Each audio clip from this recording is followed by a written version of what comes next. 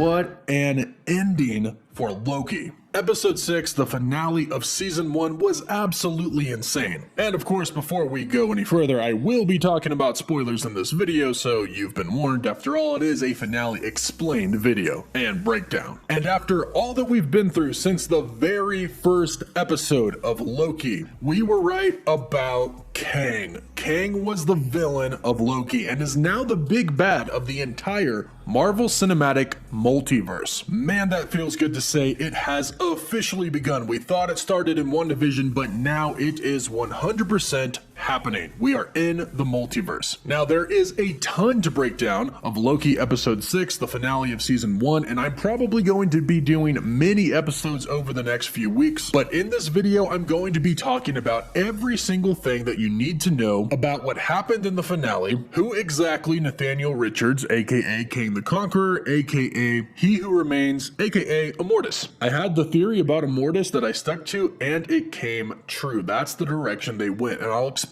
everything that you need to know in this video. And I'll talk about the next Avengers Endgame level event, how this sets it up, and how this also sets up Spider-Man No Way Home and Doctor Strange in the Multiverse of Madness. If you love Marvel and want to stay up to date on everything in the MCU, be sure to subscribe so you don't miss out on any of the latest video. So let's first start off by talking about who the main villain, Jonathan Majors, is. At Disney's Investor Day, Kevin Feige, the president of Marvel Studios, came out and confirmed that Jonathan Majors would be playing Kang the Conqueror in Ant-Man and the Wasp: Quantumania. Kang's actual name is Nathaniel Richards. He actually has many different names throughout many different points in time. Rama-Tut when he ruled Egypt, King the Conqueror when he was conquering, Immortus, and Jerk as he mentions to Loki and Sylvie. And it's important to know who exactly Nathaniel Richards is to understand the ending of the Loki season finale. Now, He Who Remains actually explains his origin story. He says that a variant of himself in the 31st century lived on Earth and discovered that there were other universes stacked on top of his. Other versions of himself discovered the same thing in their own universes, and naturally they made contact with each other. For a while it was good, and they actually helped each other, giving each other their own technology, helping other universes advance. However, he explains that not every version of himself was so pure of heart. And he says to some of us, new worlds only meant one thing: new lands to be conquered. And this is obviously referring to other variants of him that go by Kang the Conqueror. Of course, this resulted in an all-out multiversal war between each timeline, between each universe, between each variant. And this war continued to cause tears in the multiverse, which in turn created a being that existed outside of space and time, and that being was Alioth, the huge cloud creature that we saw in Loki episode 5, the one that Loki and Sylvie enchanted.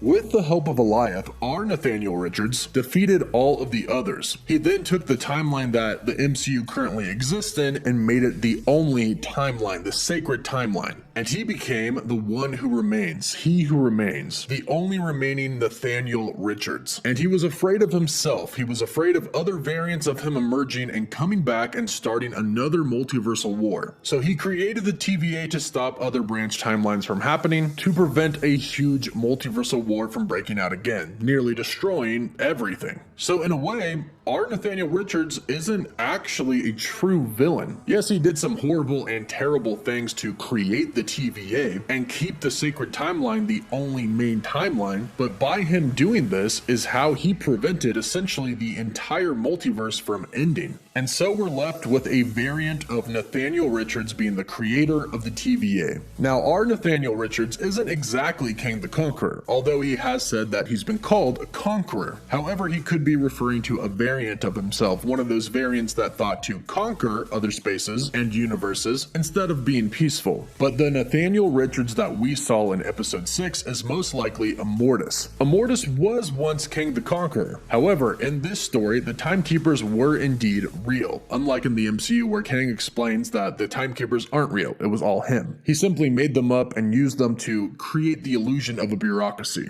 But in his story in the comics, the Timekeepers were the last beings in all of existence. Everybody else had died, so they went back in time and they found Kang the Conqueror and made a deal with him. They said that instead of conquering timelines, if he would protect them, they would grant him immortality. And Kang agreed, and he became immortal, and he dubbed himself no longer Kang, but Immortus. And that is essentially what we saw here, a Kang who was actually trying to preserve the multiverse. A Kang that was trying to prevent other variants of himself from starting a multiversal war. And also a Kang that said reincarnation, and he also said that he would just wind back up in the same place. And right before he died, his final words were, "I'll see you soon," and then he winked at Sylvie. Now, there are two ways to interpret this. One is that he was simply referring to his variants. They are him, so when he said, "I'll see you soon," he could have simply meant a variant of me will see you soon. And that could very easily be the case, but let's look a little bit deeper into what he said.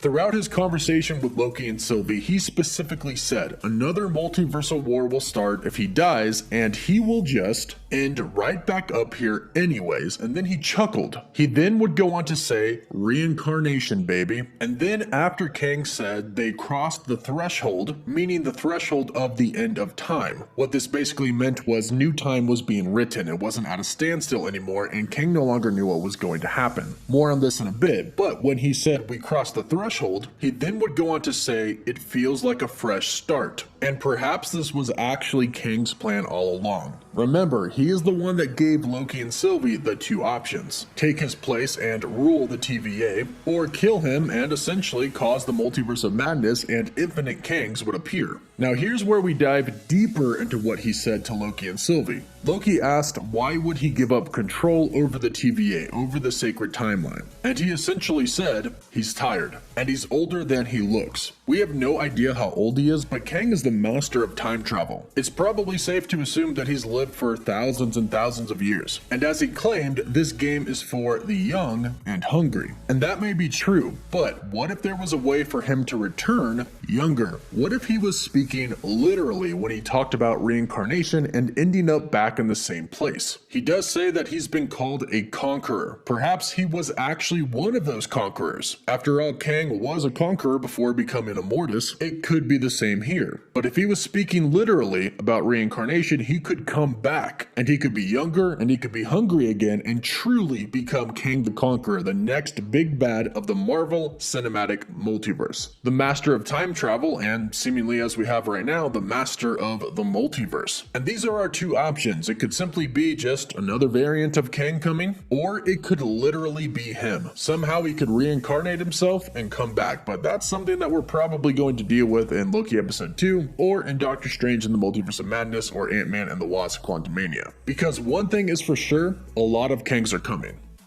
And now that you know who Nathaniel Richards is, we can talk about the ending of Loki episode 6, the season finale, and talk about how Kang is coming as the big bad. Now, as He Who Remains explained, or as Nathaniel explained, if they killed him, essentially the multiverse would go into madness. Branch timelines would be created, and from those other timelines that were created, other versions of himself would want to conquer the multiverse, and this would result in a multiversal war. Loki believed Kang, but Sylvie didn't. Or perhaps a part of her did believe. But revenge on who created the TVA got the best of her. That was her mission ever since she was a little girl. She worked her whole entire life to get to this moment, and she wasn't going to stop. She was going to take down the person in charge of the TVA. Unfortunately, He Who Remains was not lying. Sylvie sent Loki back to the TVA after a good little kiss, something that I think everybody really wanted to happen, whether you admit that or not. And then after she stabbed Loki in the back, she stabbed Kang in the stomach and killed him. And right when she did that, the multiverse went into madness. We saw the literal timeline outside of the castle start to branch off into different timelines. And not only did the sacred timeline start to have branch timelines, but branch timelines came out of other branch timelines. This truly is madness. And like Nathaniel said, there are infinite amounts of variants of him that are going to be coming. And as we saw, one of them seems to have already prevailed. We go back to Loki at the TVA. He is absolutely heartbroken and crushed from what Sylvie did. She betrayed him, and she sent the multiverse into madness. But our Loki has changed. He's loved, and he actually has come to love his friends as well, and the universe. He immediately rushes to find Mobius. He finds him and immediately expresses how terrified he is of Nathaniel coming. Mobius says, at this point, how are we gonna stop it? And Loki yells, we can't. Well, he actually yells, we can't, but his accent is a lot better than me saying it.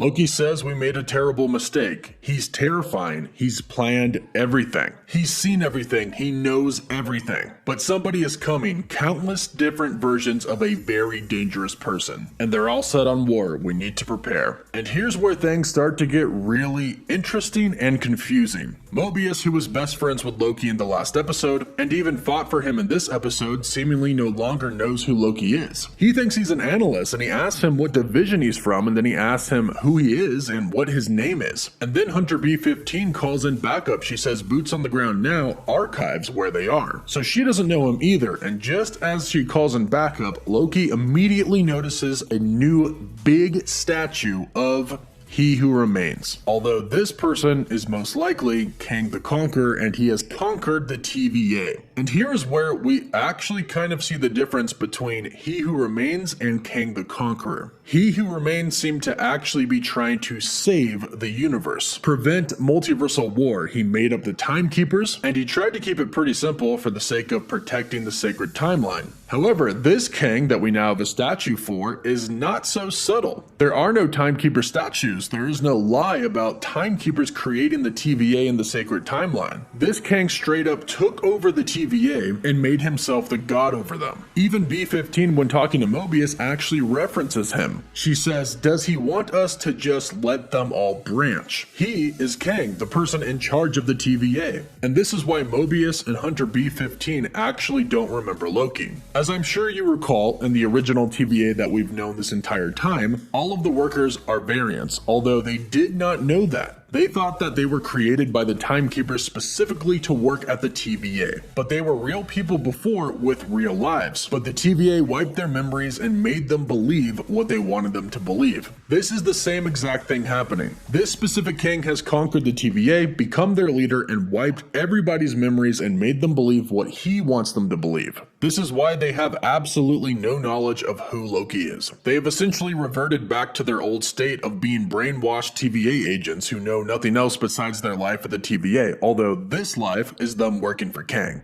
Now, this Kang seems to be the next big bad that we're going to see in the MCU. He controls the TVA, which essentially means he controls all of the branch timelines. Now, whether or not he chooses to wrap those up and cut them off is entirely up in the air right now. Mobius states that there were 63 new branches in one unit alone created, and who knows how many units have been created. And judging by the monitor that we saw in the TVA, I counted at least 15 units that were created. That is a ton of new branches.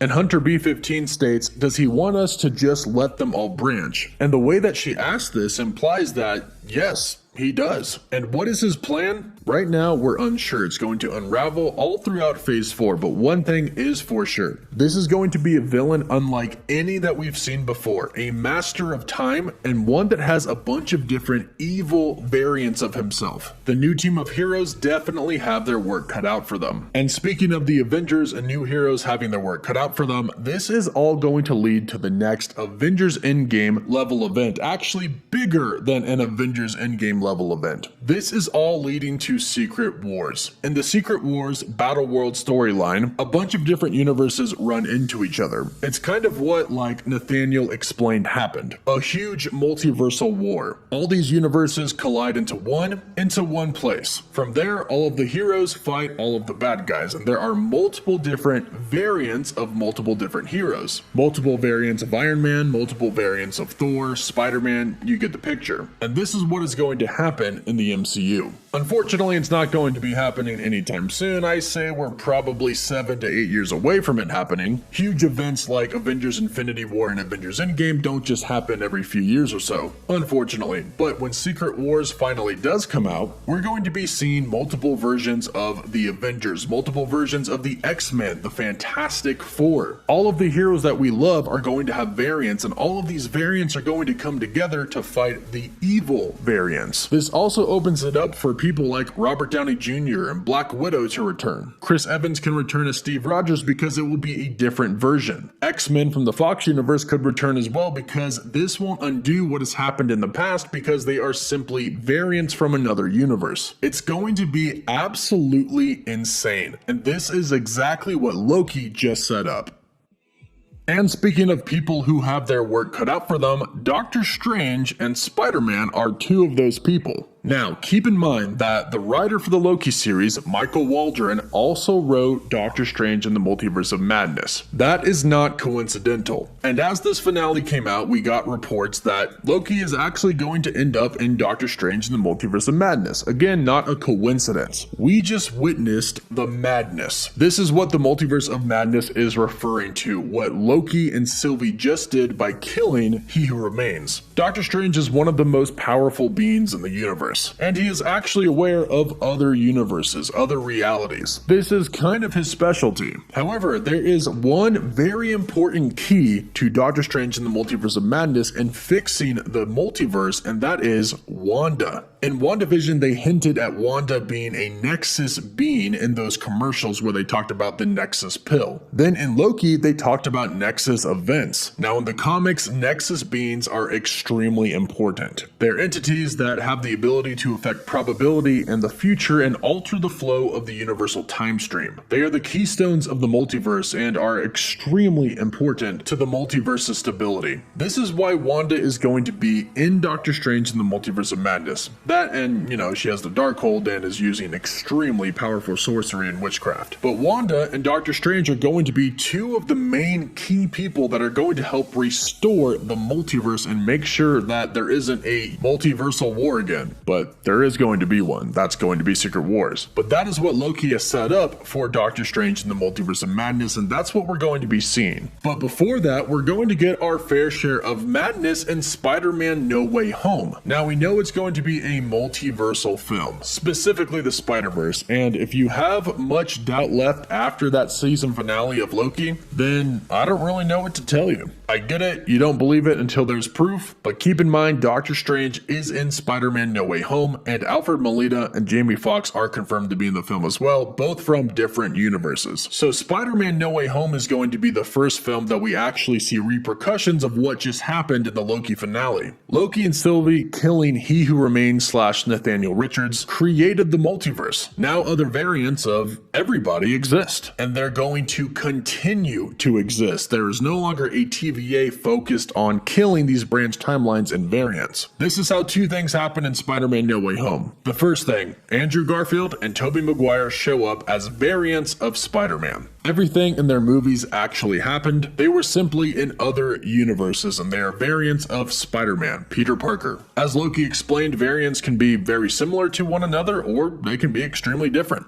Like one could be Tom Hiddleston, and the other could be an alligator. So this is going to bring Tobey Maguire Spider-Man and Andrew Garfield Spider-Man on screen with our Tom Holland Spider-Man. The second thing it's going to do is bring all of these other villains from different universes into our universe. And essentially the multiversal war will begin in Spider-Man No Way Home. The branches are going to start to go into other branches, and variants from one branch will cross over into others. From there on out enters the Sinister Six in our main timeline. Alfred Molina's Doc Ock, Jamie Foxx's Electro, Willem Dafoe's Green Goblin, and others that are rumored to pop up as well. So as you can see, the finale of Loki Season 1 has huge repercussions going forward in the MCU. From here on out, the MCU is never going to be the same. We are now officially out of the Marvel Cinematic Universe and into the Marvel Cinematic Multiverse. And anything is possible now. Now, as I mentioned, this is just one breakdown of the many breakdowns that I'll be doing over the next few weeks about the Loki finale and what it means for the future of the MCU. I hope this breakdown helped you learn a little bit more about what happened in that season finale, and let me know what you think about the season finale in the comments down below. What would you rate this 1 out of 10?